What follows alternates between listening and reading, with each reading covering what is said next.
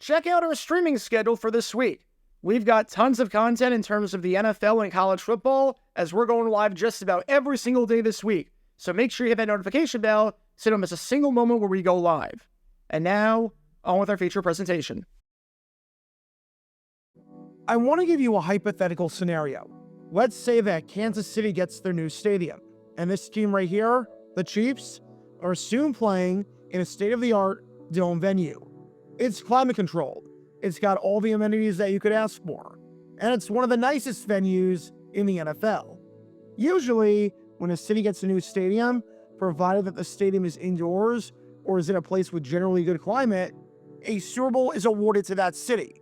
So there's a lot of rumbling as a result of this new venue that Kansas City will be hosting a Super Bowl soon. Super Bowl 65 will be going to Kansas City. At least, that's the plan.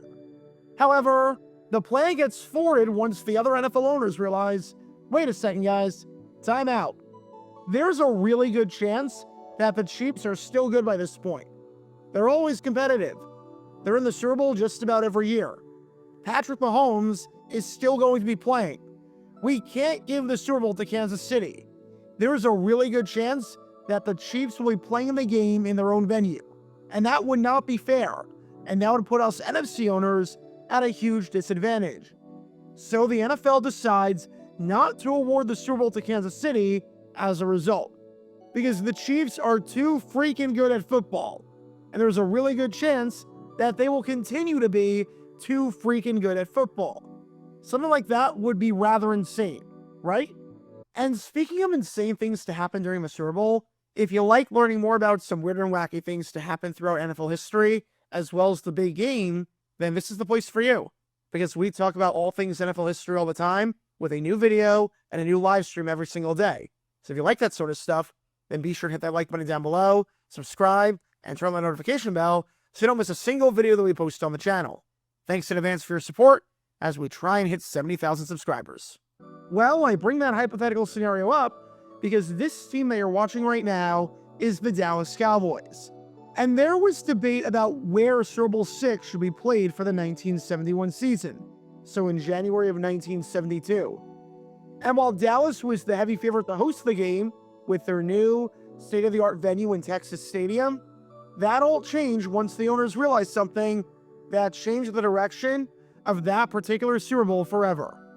And as bizarre and as petty as it might have seemed, considering what actually transpired that season, maybe, just maybe, the owners knew what they were doing, at least from one perspective. Because this is the story behind the bizarre controversy at Super Bowl VI, and how Dallas almost hosted the game before it got yanked from them at the very last minute. Before I talk about the actual incident in question, we need some context to understand what was transpiring in Dallas during the 1971 offseason. And that was the fact that after playing their home games for the first decade or so with the Cotton Bowl, in 1971, the Dallas Cowboys were set to get a venue of their own. The Cowboys wanted a venue of their own, especially seeing as the Cotton Bowl was in somewhat of an unsafe area of the city back then. And so, after breaking ground in 1969 on a new venue in the suburb of Irving, Texas, just a few miles outside of Dallas, Texas Stadium was set to open up officially in 1971. It's not as though this stadium didn't come without issues. The venue, which was supposed to open up for the start of the 1971 season, wouldn't open up until midway through the season, and the stadium, which was supposed to have a retractable roof, did not. So while the seats were covered, the field was left wide open and exposed to the elements, almost like a European soccer stadium. However, this was a monumental moment for America's team. For the first time ever, they were going to have a facility to call their own. And what better way to commemorate a new venue than by hosting a Super Bowl at the venue? Bidding for Super Bowl VI was going to be conducted in March of 1971. Yes, the Super Bowl was only awarded to the host city a few months in advance back then, and not years in advance like it is today, where you know at least 3 years out where the Super Bowl is going to be. And while there were a few other cities putting their names into consideration, like Houston, Jacksonville, Los Angeles, New Orleans, and Miami, The favorites seem to be Dallas. As the Cowboys owner said a month out from the bid, it's important in dealing with the owners that this is a civic project. They want to be assured the whole community wants it and makes an effort to get it. What would be most impressive to the owners is that we will have one of the 2 covered stadiums in the United States. Houston has the other one, and it's too small in my opinion. I mean, I would vote against putting the Super Bowl in the Astrodome. It would be a disaster if the game were played in a blinding rainstorm in either Los Angeles or New Orleans. It might not be too much better in Miami, where a heavy rain could result in empty seats. In other words, the Dallas bid seemed to have no faults. The fans are protected. The venue is state-of-the-art. The other venues are either too old, too exposed to the elements, or in the case of the Astrodome, too small, where the venue holds under 55,000 for football, whereas Texas Stadium has a significantly higher capacity. And while you might think that this was just puffery on the part of Dallas, in reality, there truly was nothing wrong with this bid on paper. When you look at the other bids, this was by far the strongest of the bunch, especially seeing as a lot of the owners wanted to rotate the game between an AFC city and an NFC city, and Miami and AFC city just got Super Bowl V. Dallas was extremely confident that they were going to get the bid, and they were the odds-on favorite. Miami? They've gotten 3 of the last 4 Super Bowls. It was time for a change. New Orleans? That venue was super old, and temperatures dipped below 50 degrees during Super Bowl IV. There was another chance it could be super cold. Los Angeles? They didn't even sell out the first game, and because of the blackout rules in 1971, where the game was blacked out in the home city, regardless of whether or not it sold out, you'd be blacking out one of the largest media markets in the country if you put the game in LA, and that would tick off the television executives. Houston? They've got 2 bids competing against each other, with 1 bid for Rice Stadium and 1 at the Astrodome. They're already splitting the vote between themselves. Jacksonville? They're not an NFL city, and the mayor of Jacksonville didn't even so much as attend the meetings to present the bid. That's not a serious bid. Dallas was the odds-on favorite, and rightfully so. They had everything going for them. Now, how the voting worked for the Super Bowl back then was that it wasn't about getting the majority or about getting more than half the vote. You needed 75% of the vote, so you needed to get 20 of the 26 owners to say yes before you got it. That meant that voting could go on forever and ever. We saw this at Super Bowl 21, where it took a crap ton of ballots to eventually decide on Pasadena, not Philadelphia, as the host city for that championship, which you can learn more about by clicking the card in the upper right corner. No one ever won on the first ballot, so it wasn't a surprise when the first ballot came back with no winner. However, after the first ballot, Dallas was right at the finish line. Texas Stadium, in its first season of operation, was primed to host the Super Bowl. New Orleans only had 4 votes, Miami only had a couple, and the other cities were left in the dust. Dallas was the heavy favorite. They only needed a few more votes and only needed to convince a few more owners, and they'd be getting the game at this venue right here. And that's when someone came in and thwarted their plan. Because it was at that point that Al Davis, as in the outspoken owner of the Raiders, stood up before the second round of voting and said, "Wait a second, guys, time out. You guys realize the Cowboys are really good, right?" Keep in mind, Al Davis had no skin in the game from a host standpoint.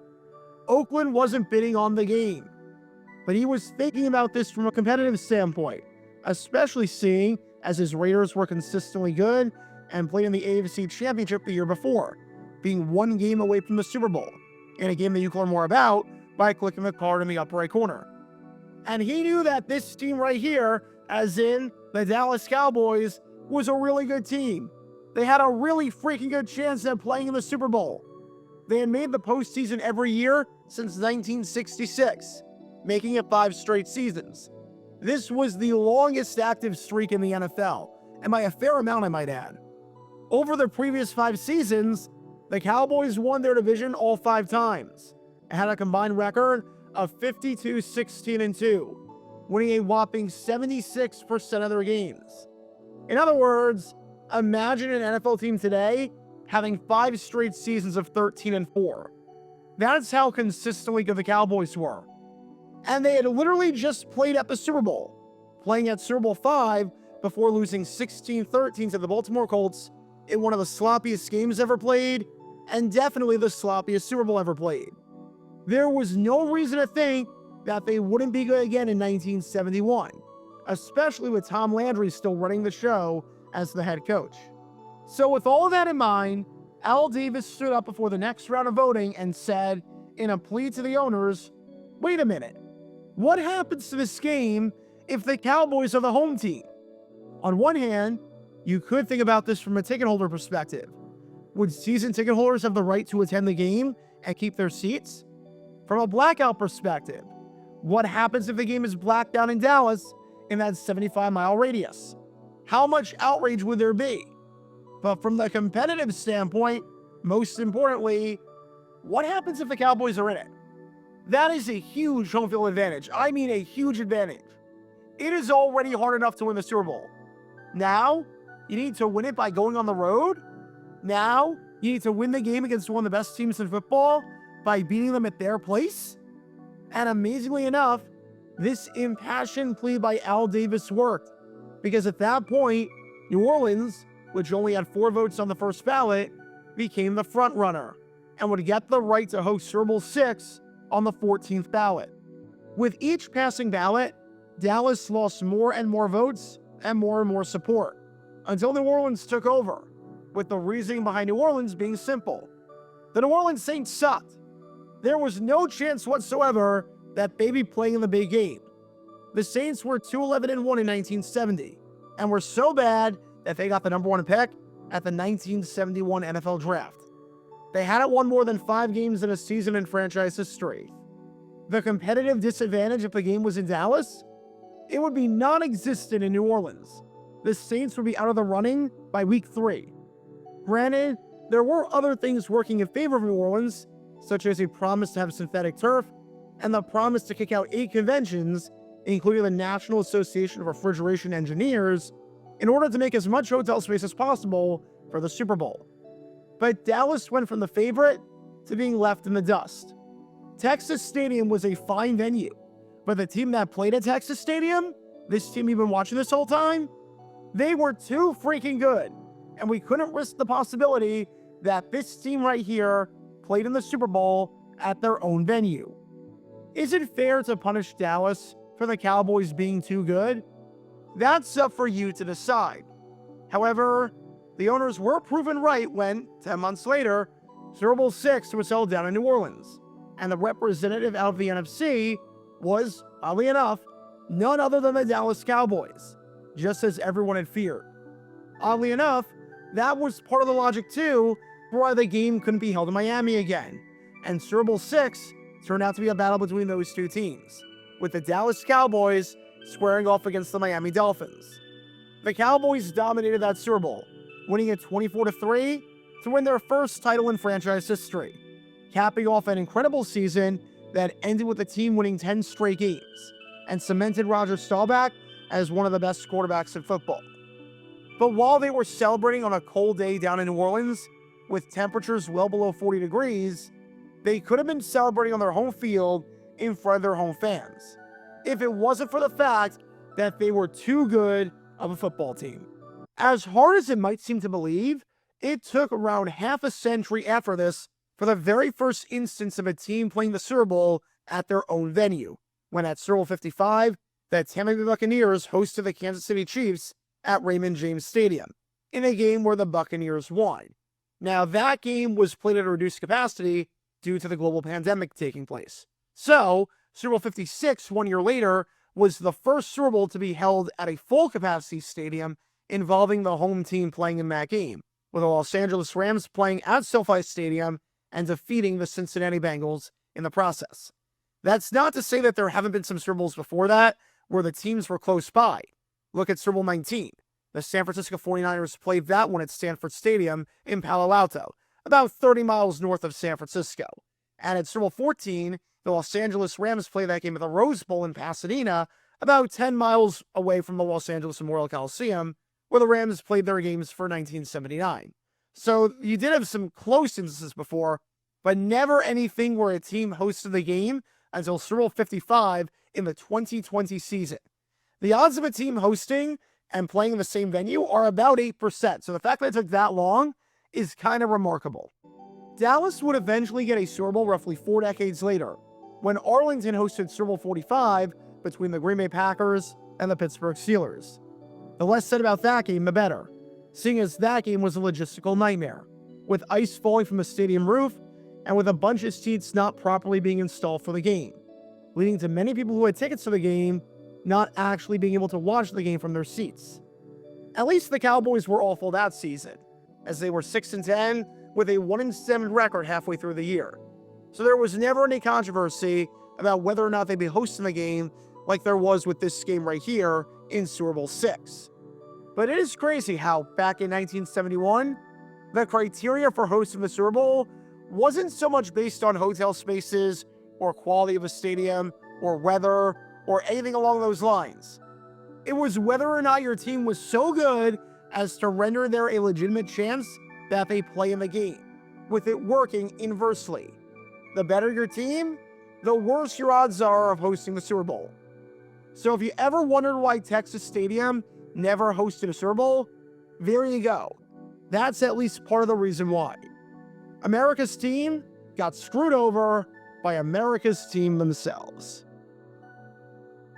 Be sure to like and subscribe if you have not done so already, as it helps the channel out a lot, and check out my other channels, JG8 for the history of college football, JG7 for the history of baseball, and JG9 News, where we talk about all things happening in the NFL. Join me every Wednesday night at 8 p.m. Eastern, where we'll play live NFL trivia for cash prizes. And make sure to join me live, as we're on stream just about every single day. And thanks to all our Patreon members and our YouTube members for helping out the channel. See how you become a member and show your support financially in the description down below.